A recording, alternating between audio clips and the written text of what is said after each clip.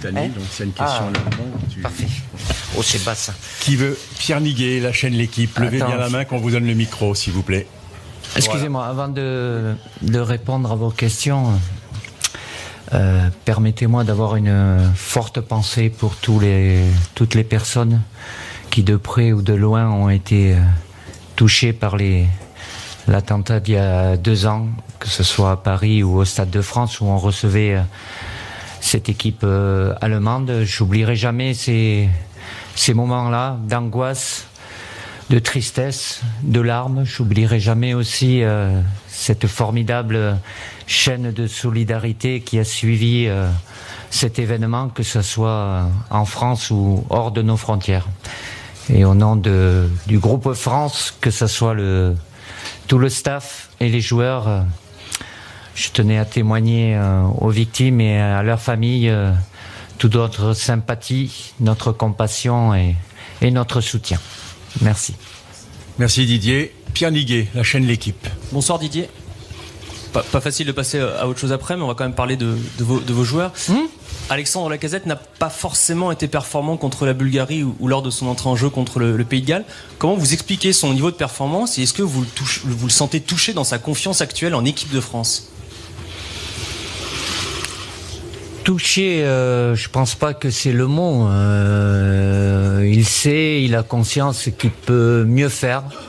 Bien évidemment, il a eu un peu plus de temps de jeu ces derniers temps. Pendant une période, il n'était pas dans le groupe France, donc à lui de faire le maximum, bien évidemment, comme chaque joueur.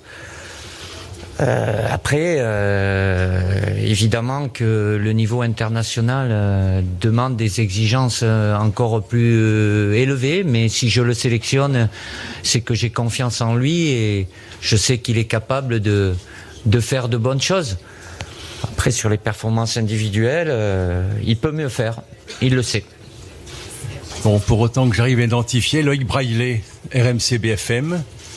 Bonsoir Didier. Oui. Est-ce que tu considères que l'équipe de France est dans la même catégorie que l'Allemagne ? Et récemment, les bookmakers ont fait de la France leur favori pour le titre mondial. Qu'en penses-tu ? Je considère que l'Allemagne est au-dessus de nous. De par leur vécu sur ces dernières années, il y a une expérience commune, même si Joachim Löw a rajeuni beaucoup son groupe.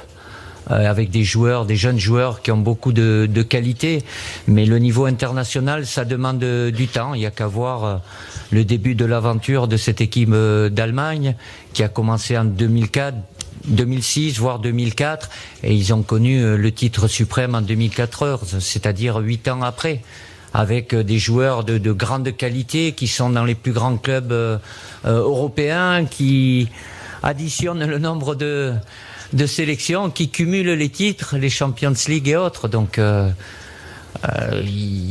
c'est avec le temps qu'on arrive à avoir cette expérience-là. Sur ce plan-là, on est encore évidemment en déficit parce que j'ai beaucoup de jeunes joueurs qui ont évidemment beaucoup de qualité, mais ils n'ont pas ce vécu ou cette expérience-là. Mais chaque match, chaque rassemblement leur permet justement de progresser et de pouvoir acquérir une expérience supplémentaire. Je pense pas qu'ils sont pas français alors, parce que je pense pas que ça serait le cas au niveau de ces paris, mais après voilà, si je sais pas, ils prennent des risques peut-être, non, c'est pas leur but, mais après c'est quelque chose qui est plutôt flatteur. C'est vrai que hors de nos frontières, voilà, il y a beaucoup de personnes du football, des gens spécialisés qui reconnaissent en l'équipe de France beaucoup de qualité à travers ce qu'on a pu faire et le potentiel, et qui nous voient parmi les meilleures équipes pour la prochaine Coupe du Monde. Damien Degord pour l'équipe, lève la main s'il te plaît. Merci. C'est assez sombre. Ah, très sombre. Bonsoir Didier. Oui, bonsoir. Tu disais en début de rassemblement qu'on pourrait avoir différents schémas tactiques sur les deux matchs. On Oui. en a vu qu'un lors du match aller. Est-ce qu'il faut s'attendre sur le match contre l'Allemagne à un changement de système? C'est probable. Et dans quelle proportion faut s'attendre à un changement de joueurs? C'est probable aussi. Vous le verrez demain. Philippe Sansfourche, au deuxième rang, s'il vous plaît. Là, levez la main pour qu'on vous identifie. Mais là, c'est sombre. Très sombre. Bonsoir Didier. Bonsoir. Quand oui, C'est grave. non. Ah, bon. Quand Karim Benzema s'exprime à C'est 2 grave. jours d'un match de l'équipe de France, Militant. ça irrite simplement le sélectionneur ou il y a la crainte que ça puisse perturber la vie, le groupe, l'équipe de France au sens un petit peu plus large? Je vais répondre à ta question par une question. Avant chaque match de l'équipe de France, vous avez prévu de revenir sur ce thème à chaque fois? L'actualité de l'équipe de France, c'est, jusqu'à vendredi, c'était le match face au Pays de Galles, pardon. Et depuis samedi, c'est le match qui nous attend demain. Un match prestigieux face à une des meilleures nations mondiales. Ça, c'est notre actualité. Après, libre à vous d'ouvrir les débats que vous voulez. Mais je pense à titre personnel que l'équipe de France et les joueurs que j'ai sélectionnés, en qui j'ai totale confiance, méritent un minimum de respect. Donc ça m'agace pas, ça peut devenir lassant, mais je ferai avec. LCI-TF1, Yanovine. Bonsoir Didier. Oui. Concernant Kylian Mbappé, hier à l'entraînement, il voulait aller tirer la séance de tir au but. Oui. Vous l'avez lui dit de rentrer Oui. au château. C'est quoi, vous préservez votre pépite tant bien que mal? C'est dur de gérer Kylian? Pas du tout. C'est un énorme plaisir d'avoir Kylian et de le gérer aussi. C'est pas parce qu'il est jeune, il avait fait un match, voilà, on était à J+2. Voilà, il a pris avec le sourire. Il n'y a pas de problème là-dessus. Après, par moment, on peut avoir un peu plus de liberté qu'à d'autres, mais voilà, je préférais qu'il aille dedans, faire les soins et bien récupérer par rapport au match qu'il avait fait vendredi. Le Parisien, Dominique Sévrac. Bonsoir Didier. Oui. En quoi renforcer le milieu, c'est important contre les nations majeures comme l'Allemagne? Et est-ce que l'équipe de France pourrait jouer toujours en 4-4-2 ou c'est pas possible? Après, c'est un rapport de force. On peut être performant en étant en 4-3, on l'a été, ou en 4-4-2. C'est vrai que le 4-4-2, au niveau international, il y a très peu d'équipes qui l'utilisent. Nous, on l'a utilisé en cours d'Euro et on l'a maintenu jusqu'au bout, ce qui nous a permis d'être performants, même si on a raté la dernière marche. Mais il n'y a pas un seul schéma. J'ai regardé cette équipe d'Allemagne qui est une référence. Le dernier match, ils ont joué à 3. Ils alternent avec une défense centrale à 3. Donc un milieu qui est plus ou moins fourni. Demain, ça sera la même chose ou ça sera différent. Il n'y a pas un seul système pour une équipe. On doit être capable d'être performant dans plusieurs systèmes, soit pour commencer, soit en cours de match, selon l'évolution du score et pour modifier aussi, surprendre l'adversaire.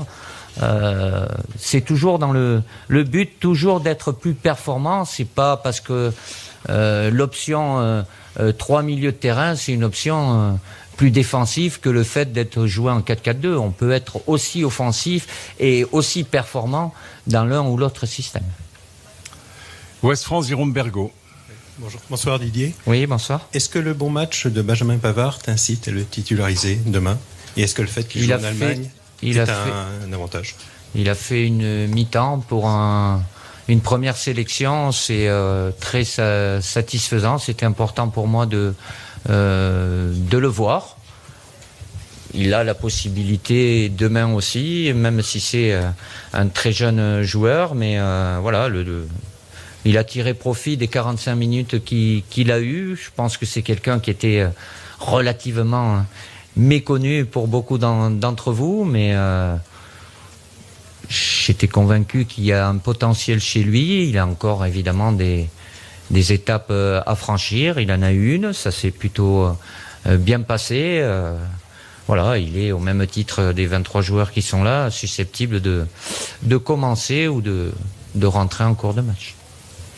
Question. Bonsoir Didier, Jérémy Cortès, Infosport Plus. Un mot sur Presnel Kimpembe.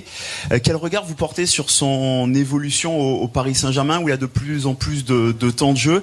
Et est-ce qu'il pourrait s'immiscer un peu plus dans la hiérarchie de vos défenseurs centraux qui, c'est vrai, se résument souvent à 3 hommes? On l'a encore vu sur ce rassemblement. Il n'est pas fini le rassemblement. Kim est en progression constante. Il a l'opportunité cette année d'être un peu plus intégré dans la rotation avec son club, le PSG, où il y a Marquinhos et Thiago Silva. Il joue plus, il s'alterne, peu importe les matchs. Il joue pas que les matchs qui comptent moins.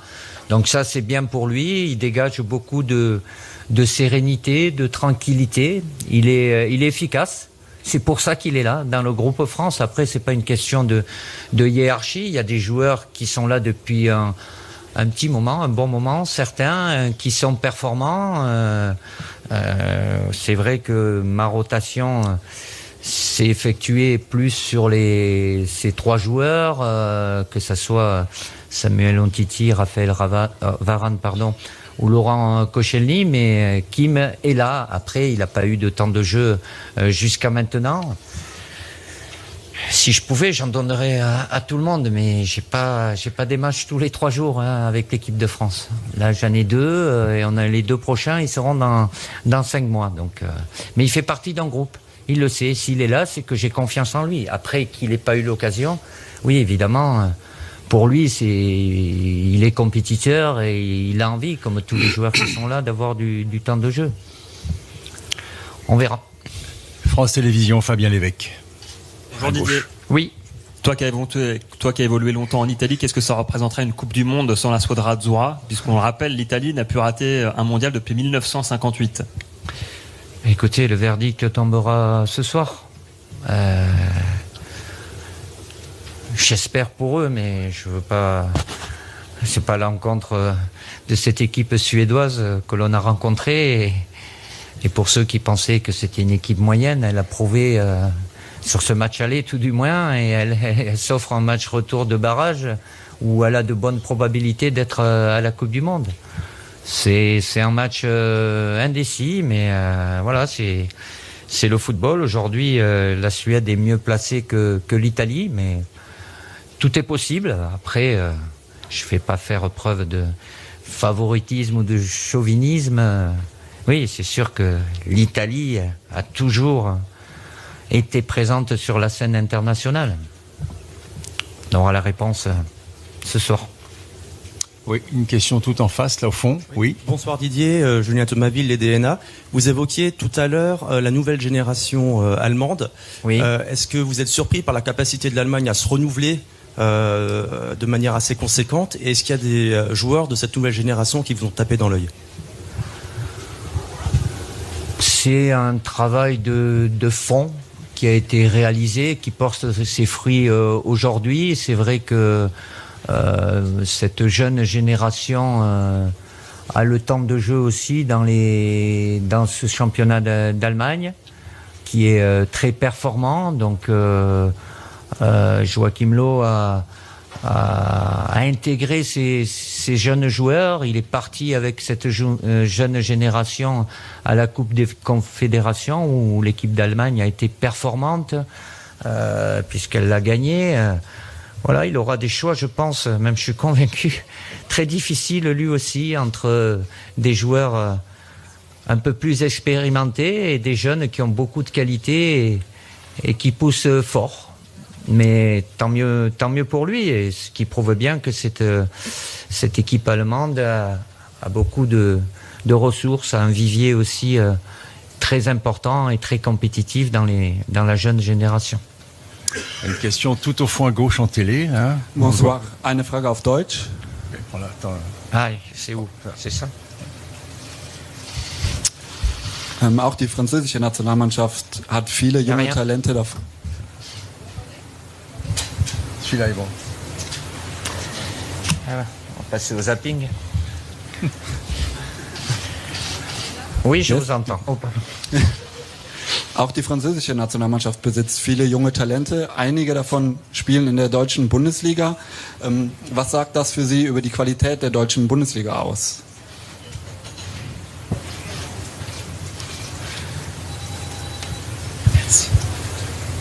Comme je l'ai dit, je trouve que le championnat d'Allemagne est de très très bonne qualité. Évidemment, certains joueurs français qui sont là jouent dans ces clubs allemands. Donc évidemment, que ce soit Kingsley et Corentin au Bayern, où il y a des exigences de résultats, des exigences quotidiennes sur le plan national et international.